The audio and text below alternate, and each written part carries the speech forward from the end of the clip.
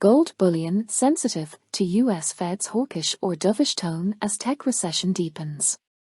Gold bullion prices edged higher versus a weakening U.S. dollar on Wednesday ahead of the Federal Reserve's first interest rate decision of 2023.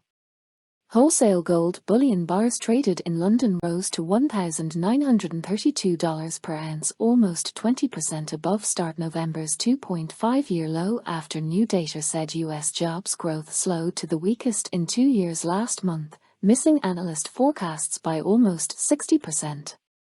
Global stock markets trimmed their earlier gains after retouching Monday's 5-month high on the MSCI World Index but remaining 14.2% below last New Year's all-time highs.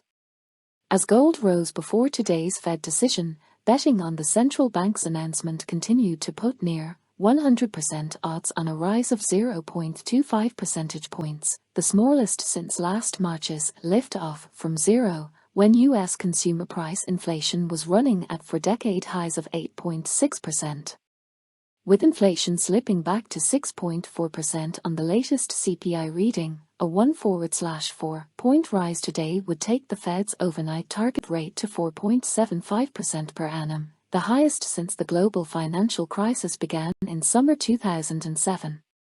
That rate of interest will then be unchanged at Christmas 2023 according to 83.6% of betting on December's Fed decision, up from 65.6% this time last month on the CME Derivatives Exchange's Fed Watch tool.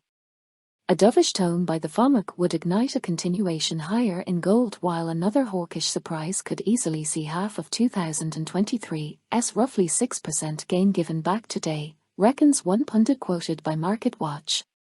We believe gold will remain sensitive to the Fed's monetary policy, agrees a strategist's blog from Dutch multinational banking.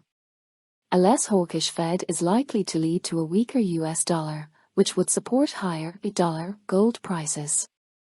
Any hint of rising hawkishness from the US central bank would likely push gold lower.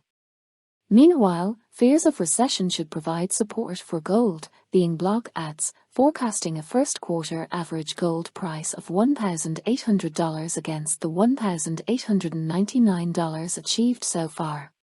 With the Bureau of Labor Statistics official estimate due out Friday, U.S. employment rose by just 106,000 last month, the ADP payrolls report said today, the weakest ADP reading since January 2021 thanks to extreme weather hitting California with record floods plus back-to-back storms of ice and snow to the central and eastern U.S.